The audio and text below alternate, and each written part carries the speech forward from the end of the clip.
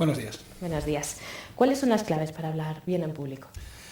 Como tú bien has dicho, la capacidad de hablar en público se ha convertido hoy en una de las competencias claves de cualquier directivo. El desarrollo de esta habilidad es algo no muy complejo, es algo que ya hemos iniciado desde hace muchos años, nuestra capacidad de desarrollar la habilidad de hablar. Sin embargo, la capacidad de hablar en público normalmente en este proceso de crecimiento se interrumpe. Muchos de nosotros aprovechamos cualquier oportunidad para poder comunicarnos en público, pero hay mucha gente que por miedo, por las circunstancias, evitan este tipo de situaciones.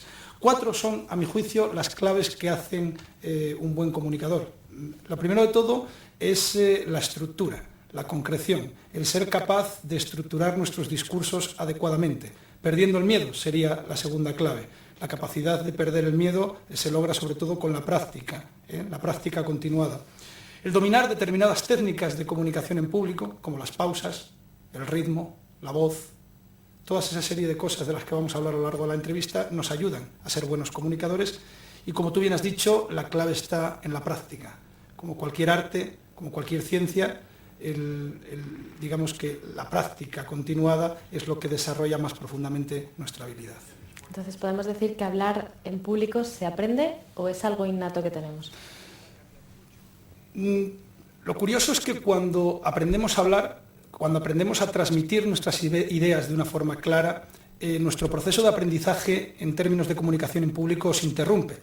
A los niños no se les ayuda a desarrollar esta habilidad, no se les enseña, pues invitándoles a que nos cuenten cuentos, a que estructuren sus ideas, a que nos hagan presentaciones. Como te decía antes, el habla es una habilidad que continúa su desarrollo y a estas alturas de la vida la buena noticia es que el proceso puede continuar. La clave está en afrontar los miedos que tenemos, en practicar, sobre todo en aprovechar cualquier oportunidad para poder seguir avanzando. La práctica lo que nos permite, cuando somos jóvenes o más jóvenes, es continuar el desarrollo de nuestra habilidad. Lo que nos permite es equivocarnos, lo que nos permite es acertar y pues cuando ya alcanzamos la etapa de la madurez, este tipo de habilidades se convierte en algo innato. Cuando ya tenemos cierta edad, el tratar de continuar desarrollando esta habilidad, los errores muchas veces tienen consecuencias incalculables, ¿no? Lo que yo invito, y la buena noticia, es que la práctica se puede empezar desde ya, la habilidad no se pierde y se puede comenzar a desarrollar desde este momento o continuar su desarrollo, y eso sí, es un proceso que no termina nunca, por muchos cursos, por muchas charlas que te den, la habilidad hay que adquirirla, hay que hacerla algo innato en nosotros. Es en definitiva como conducir un coche. Cuando eres un inexperto, todos son variables, que si el volante, que si el indicador, que si la palanca de cambio, pero ya cuando te conviertes en alguien experto, todo este tipo de técnicas se convierten en algo propio, en algo innato, que lo haces de una manera natural. Hablábamos al principio del programa del temblor de piernas, de la falta de voz en el momento de empezar un discurso. Decían en la calle también que te pones más o menos nervioso dependientemente del tema que vayas a tratar, del conocimiento que tengas sobre él y sobre todo si conoces más o menos al público al que nos dirigimos. ¿Cómo podemos superar los miedos a hablar en público? El miedo es algo que nos paraliza. El miedo es algo propio de nosotros. Nuestros ancestros, cuando sentían miedo, igual que nosotros, tenían una carga de adrenalina, una descarga de adrenalina que les invitaba a correr. Cuando hablamos en público se produce esa descarga de adrenalina, pero no podemos correr. La manera de vencer los miedos es enfrentándonos a ellos, practicando.